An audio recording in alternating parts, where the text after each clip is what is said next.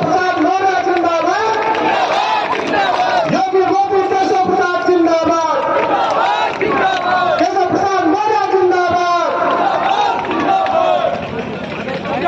यदि आप सभी लोग यहाँ पर इतनी बड़ी संख्या में उपस्थित हैं और उत्साहित हैं,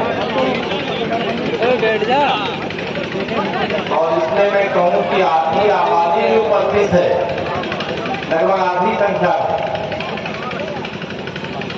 तो कोई गलत नहीं होगा ऐसे आज कि चौपाल के कार्यक्रम में मंच पर हमारे सरकार में राज्य मंत्री, मेरे सहयोगी, आपके लोकप्रिय विधायक श्री अजीत पाल जी,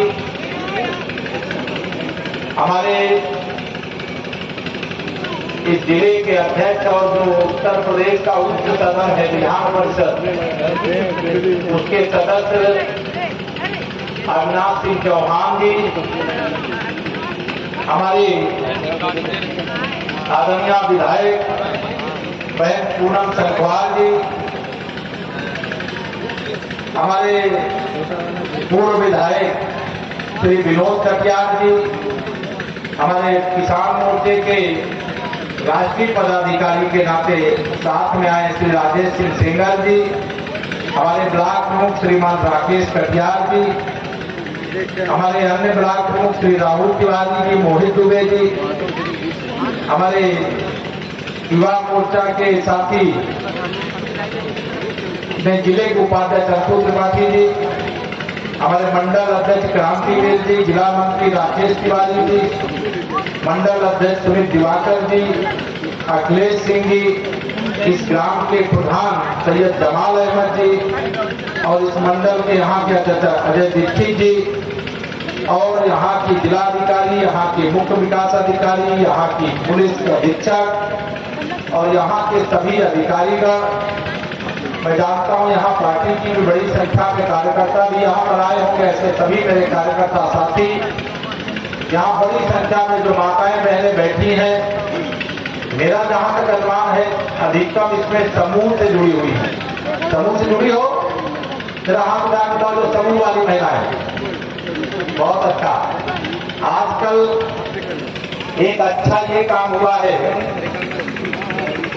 कि समूह के माध्यम से हमारी माताओं बहनों का सशक्तिकरण, उनके माध्यम से भी अपने परिश्रम से पैसा कमाया जा सके, व्यापार किया जा सके, इस दिशा में एक अच्छा काम प्रदेश में भी देश में भी शुरू हुआ है। कानपुर देहात में एक अलग यूनिक जिसको कहूं, और उसका श्रेय मैं यहाँ के अपने माननीय जनप्रतिनिधियों को, यहाँ के जिलाधिकारी, मुख्य विकास अधिकारी और समूह की सभी बहनों को देना चाहता हूँ कि उन्होंने एक अलग स्वरूप में अभी स्टॉल आप सबके देख रहा था, और स्टॉल देखने के बाद मुझे लगा कि जब कुछ मन में ऐसा हो जाए कि हमें कुछ नया करके दिखाना, तो कितने प्रकार के विषय सामने आ जाते हैं।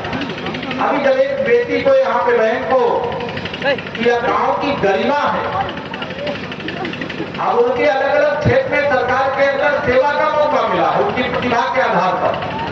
निश्चित तौर से वो गांव की गरिमा है, गांव की पहचान है, गांव का सम्मान है। यह योजना देहाती मार्ग, जिसको लेकर के अभी हम लोग हाथ पे लिए ना, बहुत थोड़ा सा।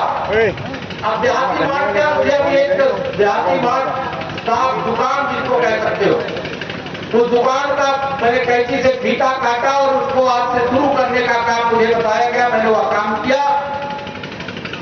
अब इससे क्या सुविधा हो गई?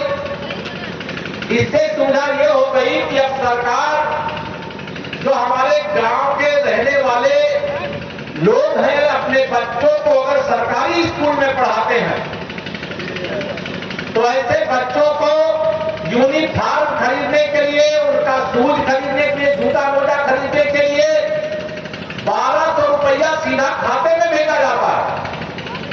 बहुत जगह ये शिकायत आती थी, जो पैसा जाता है उसमें से वो जल्दी से बच्चे को उसका जो यूनिफॉर्म में खरीद करके दें, ड्रेस खरीद करके दें, उसके जूते मोजे खरीद करके दें। यह करने की जगह वो पैसा और किसी काम में खर्च कर देते थे। लेकिन मैं आप सबके माध्यम से यहाँ कहना चाहता हूँ पूरे जनपद के एक एक अभिभावक से, ये जो पैसा आपके खाते में भेजा गया है, आपके बच्चे के ड्रेस के लिए भेजा गया, जूता मोजा के लिए भेजा गया है, उसका एक भी पैसा दूसरे काम में खर्च नहीं करना है। और इसके लिए यह दुकान खुल गई। अपने बच्चे को आप जब देखते होंगे ड्रेस में, वो ड्रेस में पहना हुआ बच्चा जैसे कॉन्वेंट विद्यालय में पढ़ने वाले बच्चे होते हैं, वैसे ही आजकल प्राइमरी और जूनियर हाई स्कूल में पढ़ने वाले बच्चे दिखाई देते हैं। इसके लिए सदैव तैयार रहना चाहिए और इसका पैसा कहीं इधर उधर सरकार इसलिए पैसा देती है।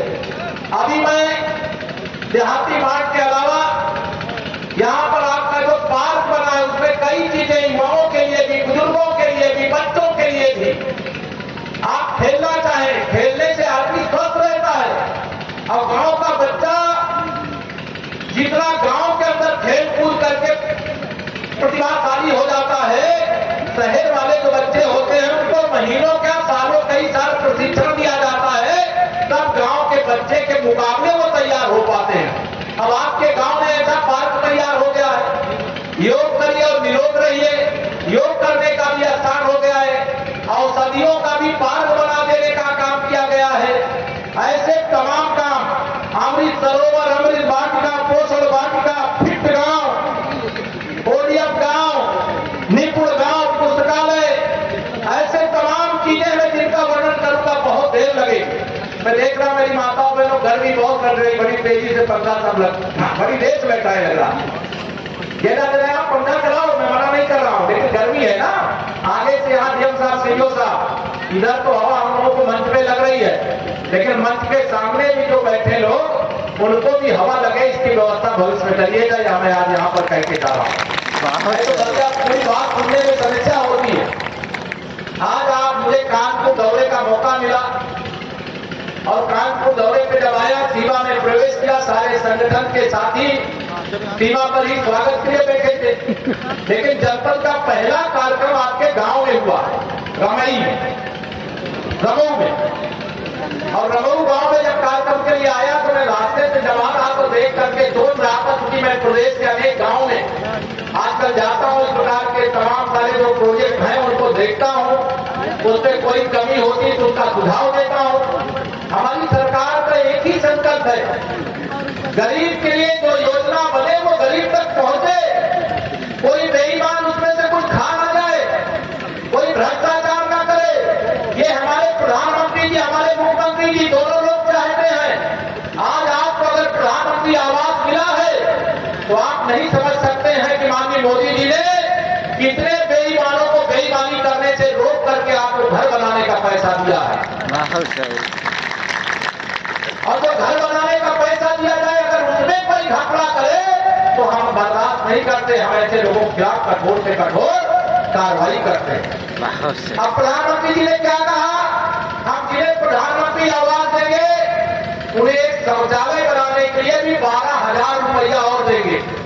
जिनको आवास मिला इस गांव में मैं देख रहा था, अभी कई लोगों को प्रधानमंत्री आवास मिला है, उस आवास के साथ साथ एक शौचालय के लिए 12,000 रुपया, साथ में जिनको आवास मिला है उन्हें 90 दिन का मनरेगा के माध्यम से जो मजदूरी का पैसा होता है, अपना घर बनाने में काम करिए, उसका भी प्रधानमंत्री जी पैसा दे रहे हैं, मुख्यमंत्री जी पैसा दे रहे हैं। 90 दिन की मजदूरी लगभग 18,000 वह भी देने का काम किया जाता है।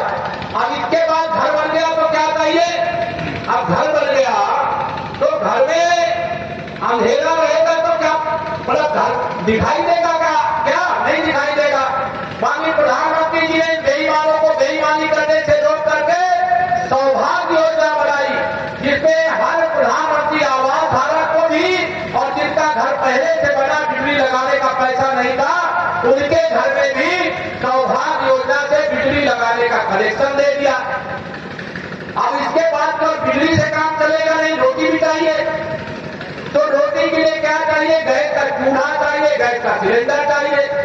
प्रधानमंत्री उज्ज्वला योजना में जिनको आवास दिया गया उनको भी, जो गरीबी रेखा वाली सूची में है उनको भी प्रधानमंत्री उज्ज्वला योजना का कनेक्शन देने का काम किया गया।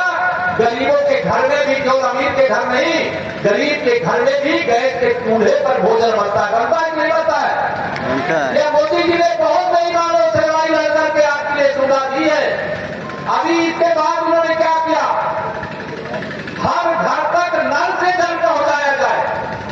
हैंडपंप आपके गांव में कई लगे हैं, कोई चलता है कोई नहीं भी चलता होगा, मुझे मालूम नहीं, मैं देखा नहीं। इधर मुझे प्रधान जी के यहाँ से सूची जो मिली कि सभी हैंडपंप चल रहे हैं, मैं बधाई देता हूं। लेकिन अभी हम सब लोग पूरे देश के अंदर माननीय मोदी जी के मार्गदर्शन में, पूरे प्रदेश के अंदर उत्तर प्रदेश में मुख्यमंत्री जी के मार्गदर्शन में हर घर तक नल से जल पहुंचाने के लिए पाइपलाइन बिछाने का काम किया जा रहा है, जिससे किसी को हैंडपंप किसी से मांगने की जरूरत नहीं पड़ेगी। तो क्या क्या हो गया, बिजली भी लग गई, आपका घर भी बन गया, शौचालय भी बन गया, मनरेगा की मजदूरी भी मिल गई, बिजली का कनेक्शन भी मिल गया, गैस का कनेक्शन भी मिल गया। तो उसके बाद आप सोचेंगे राशन कहां से मिले? तो राशन भी फ्री में 2 साल से ज्यादा से मिल रहा है कि नहीं मिल रहा, बताओ? मिल रहा है। तो गरीब आदमी उसको फ्री में राशन भी देने का काम मोदी जी कर रहे हैं। यह सारी व्यवस्था अभी एक मैं 2 माताओं बहनों को यहाँ पे आयुष्मान भारत योजना का कार्ड दिया। मैंने कहा कि क्या है? एक माता जी ने तो बताया कि इसमें इलाज कराने की सुविधा है। एक माता जी ने कहा आशा बहू ने दिया है, आशा बहू ने दिया है। मैंने कहा क्या दिया है, कैसे दिया है? उन्होंने कहा वो आशा बहू जाने। लेकिन मैं आप सबको यहाँ बता, जिनका आयुष्मान भारत का कार्ड बना है, उनके घर में भगवान से यही प्रार्थना करके जाना, पहले तो किसी घर में कोई बीमार ना हो। अगर कोई बीमार हो जाए तो उसे इलाज कराने के लिए कर्ज नहीं लेना है, जेवर नहीं बेचना है, खेत नहीं बेचना है। अब वो जाएगा किसी अस्पताल में तो 5 लाख रुपया तक का इलाज माननीय मोदी जी ने, आदरणीय योगी जी ने व्यवस्था की है, वो जाकर अस्पताल में करा सकता है। यह कार्ड इसके लिए है, यह गरीब कल्याण के लिए हमारी सरकार समर्पित है। या पहले आप जानते हो आप क्या अमृत सरोवर बन रहा है आपके गांव में ही नहीं, प्रदेश के लगभग सभी गांव में हमारे पुरखों ने बड़े बड़े तालाब बनाए थे और उन तालाबों को लोगों ने पाट करके अपना घर बना लिया, कब्जा कर लिया। प्रधानमंत्री जी ने कहा मेरे आजादी के देश की आजादी के 75 साल हुए और हम लोग सभा में कम से कम 75 अमृत सरोवर बनाने का काम करेंगे। अब यह 75 अमृत सरोवर तो बन ही रहे हैं, हर गांव में 2 और 2 तालाब आपके हैं, उनको भी बनाने का काम होगा। और जो कागज में तालाब का नंबर में जमीन दर्ज है, अगर सरोवर छोटा बन गया है और जमीन बच गई है, उसे भी नाप करके खाली जमीन पर वृक्षारोपण करेंगे, पेड़ लगाएंगे और पेड़ लगा करके जिससे आने वाली पीढ़ियों को अच्छी हवा, अच्छा पानी, अच्छा स्वास्थ्य, भोजन के बिना कोई न रह जाए, उसकी भी व्यवस्था। अभी 2-3 दिन पहले माननीय प्रधानमंत्री जी ने फ्री में जो राशन गरीबों को 15 करोड़ यूपी में दिया जा रहा है, देश में 80 करोड़ लोगों को, उसे 3 महीने और फ्री में देने की तिथि बढ़ा दिया है। ये दिसंबर तक आपको मिलेगा। आप सब इस बात को जानते हो। हमारी सरकार भ्रष्टाचार पर लगाम लगाना चाहती है, वो लगाने का लगातार काम कर रही है। गुंडे, अपराधी और माफिया किसी जाति के हो, किसी पार्टी के हो, किसी समुदाय के हो, उनको बख्शा जा रहा है क्या? नहीं, उनको बख्शा नहीं जा रहा है, न बख्शा जाएगा। एक बात यहाँ में सबको, यहाँ पूरे हमारी सरकार का आदेश है कि गरीब को छोड़ेंगे नहीं, छेड़ेंगे नहीं और माफिया को छोड़ेंगे नहीं। जिसने जमीन मकान दुकान सब कब्जा करके बैठा, जैसे उसके पुरखों की जागीर है वो, अगर सरकारी जमीन है तो वो समाज के काम आना चाहिए, गांव शहर के काम आना चाहिए, गांव के हित के लिए काम आना चाहिए। लेकिन 15 साल सपा बसपा की सरकारों में इतने गुंडे, इतने भू माफिया, इतने खनन माफिया, इतने शराब माफिया, इतने लक्कर माफिया पैदा हो गए कि आदरणीय योगी जी के नेतृत्व में हम लोग 66 महीने से काफी कुछ ठीक कर लिए। 15 साल का जो कैंसर का रोग पैदा कर दिया गया था, बेईमानी का, भ्रष्टाचार का, जमीनों पर कब्जा करने का, उस रोग को हम समाप्त करने का काम कर रहे हैं। और जब तक इस रोग से 100% मुक्ति नहीं मिल जाएगी, और यह अभियान जारी रहेगा। यह भी मैं आप सबके माध्यम से बता सकता हूं। माननीय प्रधानमंत्री जी कहते हैं, उनको कहते हैं कि मुझे पुरुषों से ज्यादा मेरी माताओं बहनों पर भरोसा। माताओं बहनों पर क्यों भरोसा है?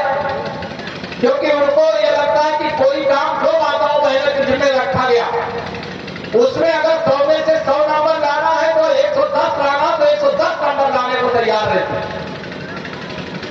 प्रधानमंत्री जी माताओं बहनों आप पर बहुत भरोसा करते हैं, इसलिए उन्होंने कहा महिलाओं का सशक्तिकरण करेंगे। पुरुष कमाते हैं बहुत अच्छा है, लेकिन महिलाएं भी अब कमाएंगी, और घर के पुरुष और महिला दोनों मिलकर के कमाएंगे तो परिवार गरीबी रेखा से बाहर निकल करके, और वहां सब जैसे सब ग्रामीण लोगों का जीवन है, संपन्न लोगों का जीवन है, उस प्रकार का जीवन जीने का उनको अवसर मिलेगा। इसी के लिए आपके गांव में कोई बीसी सखी होंगी, कोई बैंक सखी होंगी, कोई विद्युत सखी होंगी, कोई महिला बैंक होगी, कोई सामुदायिक शौचालय का संचालन कर रही होंगी, कोई अभी आपने देखा आपके गांव की कितनी बेटियां पढ़ लिख करके आगे बढ़ी। और आज जिले में कितनी खुशी की बात है कि 3 तो अधिकारी जिला लेवल के जो मुख्य रूप से होते हैं, डीएम भी, जो जिलाधिकारी वो भी महिला है, जो यहाँ की पुलिस अधिकारी है जिले की वह भी महिला है, जो यहाँ की सीडीओ मुख्य विकास अधिकारी वो भी महिला है। अभी एक महिला वीडियो भी मुझे मिली कि वहां भी, मतलब महिला सशक्तिकरण सरकार के क्षेत्र में भी और समाज के अंदर भी लगातार करने का काम। हमारी एक महिला विधायक भी बहन बैठी हुई है, सोचे कि मेरा नाम ही नहीं ले रहे। तो महिला सशक्तिकरण का काम तीव्र गति से आगे चला। गुंडों अपराधियों के खिलाफ कठोर से कठोर कार्रवाई हो रही, गरीबी के खिलाफ एक निर्णायक जंग शुरू हो गई है। और इस लड़ाई के मार्ग में थोड़ी बहुत बाधा नहीं है। जब भी कहीं छापा पड़ता है, चाहे वो कांग्रेस वाले हो, चाहे समाजवादी पार्टी वाले हो, चाहे बहुजन समाज पार्टी वाले हो, चाहे टीएमसी वाले हो, चाहे कोई भी राजनीतिक दल जिसने बेईमानी किया है, माननीय प्रधानमंत्री मोदी जी ने कहा है मैं न खाऊंगा और न खाने दूंगा, और जिसने भी मेरे देश को, मेरे गरीबों, किसानों, मजदूरों को लूटा है, उसको भी वसूल करके गरीब कल्याण की योजनाएं बना करके उनके जीवन को खुशहाल बनाने के लिए खर्च कर देने का काम करें। अब इससे सारे विरोधी बड़े मोदी जी से नाराज हैं। आप लोग तो नाराज नहीं हो? दोनों हाथ उठा कर आप लोग नाराज तो नहीं हो? छापा पड़ते रहना चाहिए। जो कोठरी कोठरी भर भर के नोट इकट्ठा किए उसको निकालना चाहिए, नहीं निकालना चाहिए।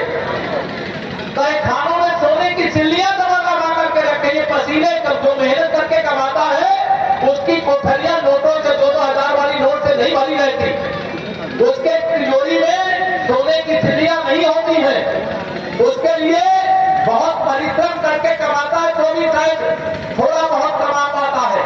लेकिन इन लोग बेईमानों ने पहले सरकार की जो कांग्रेस की देश में उनके प्रधानमंत्री थे, जो पुराने राजनीतिक लोग होंगे वो जानते होंगे, देश की संसद में खड़े होकर के कहे थे कि अगर हम दिल्ली से 100 रुपया भेजते हैं तो जिसके लिए भेजते वहां पहुंचते पहुंचते 15 रुपया पहुंचता है।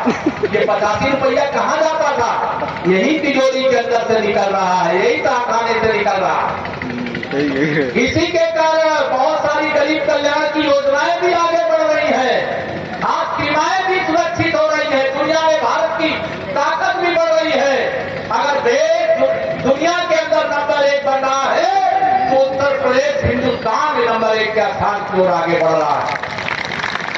और इसको बढ़ाने में आप सबका सहयोग चाहिए। करोगे सहयोग? मुझे पत्रकार लोग बहुत पूछते हैं कि केशव जी बताइए 2024 में लोकसभा चुनाव है, आप लोग कितनी सीटें जीतोगे? तो मैंने कहा हम 80 सीटें जीतेंगे उत्तर प्रदेश में, क्योंकि 80 लोकसभा सीटें हैं। तो कह रहे फिर सपा बसपा कांग्रेस का क्या होगा? मैंने कहा जाओ गांव के गरीब से पूछो, मेरे बड़े बुजुर्गों से पूछो, मेरी माताओं बहनों से पूछो, वो तुम्हें बता देंगे उनका क्या होगा। अरे जिन्होंने उनको लूट करके उनके जीवन में खुशहाली लाने वाला पैसा अपनी 100 पीढ़ियों के लिए एकत्र करके तिजोरियों में बंद कर दिया है, वो संसद में जाने लायक नहीं है। इसे 2024 के लोकसभा चुनाव में उत्तर प्रदेश से 80 में से 80 सीटें जीतेंगे, ऐसा मुझे जनता के आशीर्वाद पर, डबल इंजन सरकार के काम पर, भारतीय जनता पार्टी के कार्यकर्ताओं के परिश्रम पर, इसके आधार पर मेरा विश्वास है। अभी 2022 का चुनाव हुआ था, इस चुनाव में सारे विरोधी एक तरफ से ऐसे मिल गए, उन्होंने सोचा कि अब श्री अखिलेश यादव जी बयान देते थे कि हम 400 सीटें जीत रहे हैं। मैंने कहा श्री अखिलेश यादव जी उतना बोलो कि कल अगर ना आवे सीट तो कम से कम बोलने के लायक रहो जनता के बीच में। उन्होंने कहा कि हम 400 सीटें जीत रहे हैं। लेकिन जब रिजल्ट आया तो मैं देख रहा था मेरा कार्यकर्ता पीछे था, मेरी माताएं बहनें और जनता आगे आगे कमल खिलाने का काम कर रही थी। और जिस प्रकार से 271 हमें फिर से आपने सीटें जीत करके सरकार बनाने का मौका दिया, कि 6 महीने बीता दूसरी पारी का, और 6 महीने के अंदर आप सब ने देखा है कि गांव का जो कायाकल्प है ये आप नहीं देख पाते। जो आवाज मिल रहा है, जो सुविधाएं मिल रही हैं, अगर ये बेईमानों की सरकारें होती तो अभी 100 साल आपकी 5 पीढ़ी और प्रतीक्षा करती, तब पक्का मकान मिलता, तब गैस का कनेक्शन मिलता, तब गरीब के घर का शौचालय बनता, तब गांव की सड़कें बनती, तब बिजली आती, तब पानी आता। लेकिन आज बेईमानी रोकने से हमारा प्रदेश, हमारा देश तीव्र गति से आगे बढ़ रहा है। इसलिए मैं आप सब लोगों को आज यहाँ पर बहुत बातें करना है। अभी मुझे सरकारी समीक्षा बैठक भी करना है, बहुत बातें करने का मेरा मन है। लेकिन मैं इतना कह करके कि आने वाले समय में फिर कभी मौका मिलेगा तो आप सबके बीच में मैं आऊंगा, आप सबसे विस्तार से बातचीत करूंगा। आज इतना ही निवेदन करके, देश की सरकार जो आपने कमल का फूल खिला करके मोदी जी के नेतृत्व में बनाई, प्रदेश की सरकार जो कमल का फूल खिला करके आदरणीय योगी जी के नेतृत्व में बनाई, उस सरकार का खजाना गांव के विकास के लिए, गरीब के विकास के लिए, किसान के उत्थान के लिए, नौजवान के रोजगार के लिए, महिलाओं की सुरक्षा के लिए खुला हुआ है और खुला रहेगा। यह आश्वासन देते हुए मैं दूंगा अपनी वाणी को विराम। बोलिए जय श्री राम, जय श्री राम, भारत माता की। आप सबका बहुत बहुत धन्यवाद।